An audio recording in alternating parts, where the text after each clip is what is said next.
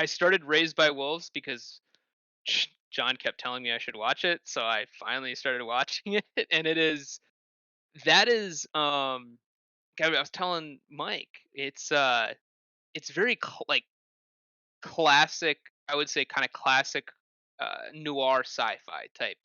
Mhm. Um, you know, Ridley Scott, when I found out he produced it, I was like, oh, there's a lot of Ridley Scott-ness in this series and how it's shot and how the characters interact and the coloring, the music, the sound, everything is very much his style.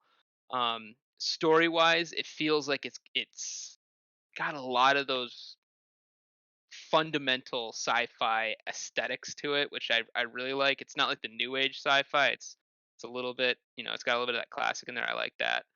Um, and then I picked it up because I there's a about a 30 to 40-minute time period in the morning when I'm eating breakfast and I have before I go to work or before I walk into my office and turn on my computer. Um, that I didn't know what to do. And normally I'd watch the news, but I'm kind of tired of getting depressed, so I don't want to watch the Yep. news anymore. Newsed out.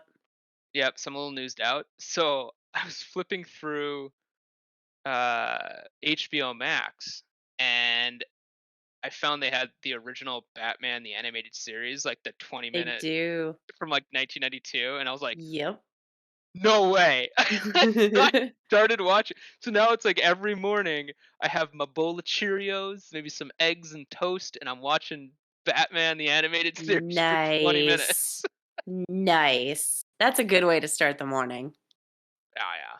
And it holds up. Like story wise, I guess when I was a kid and I used to watch him, I only cared because I was like, it's Batman and he's Right. Right. beating the villains up. And now like I'm watching it, I'm like, wow, there's like It's like so way much you miss as a yeah, there's kid. a lot more story here. Mhm. That's why like Batman, I think was Batman and X-Men as well, though X-Men is less well produced. Um, sad to say it because I love it, but Yeah. um, it it's was important I think for American cartoons because we weren't getting those kinds of complex characters and stories generally in American cartoons. That Mhm. was only coming from Japanese cartoons, and um, that's why Andrea and I have talked before. Like we're maybe the luckiest, like the golden age of cartoons in a way, because in the West, like our Saturday mornings were great, between like Toonami bringing some Eastern flavor and then Saturday mornings with X-Men, Batman, and some other Mhm. classics. Like we were eating good, Yep. you know.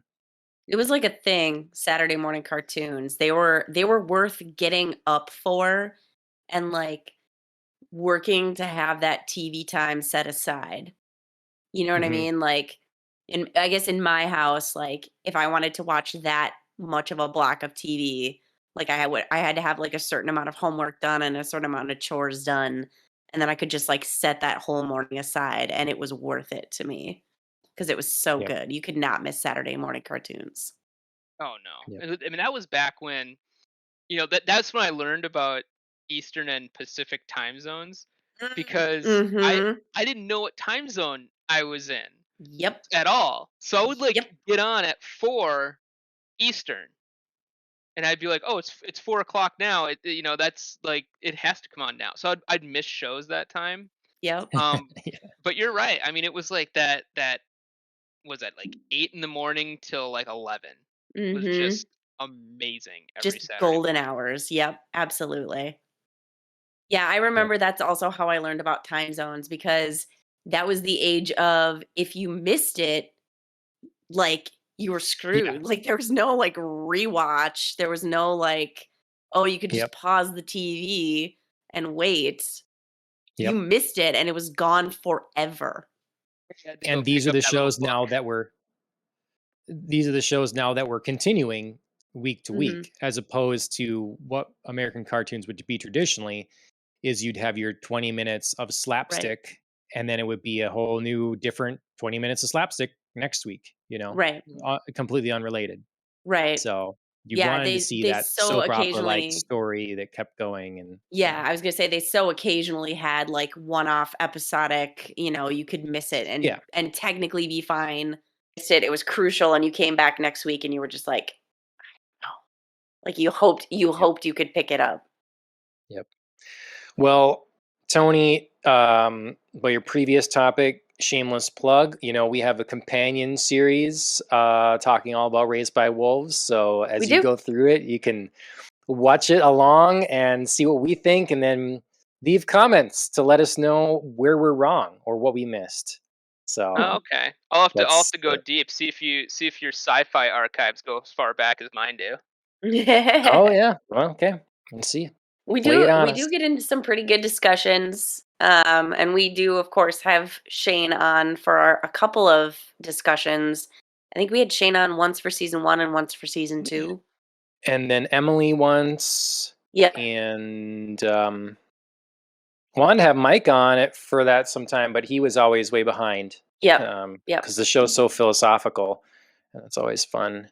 I But I'll tell you this. This is my shameless. I'm gonna say this. I'm using it to wash the bitter taste of foundation out of my mouth. Let's put it that way. okay. Uh I've sourced you on this show before as our mhm. foundation expert, Yep. talking about your disappointment in the show. It's sad. It started so strong, I felt like.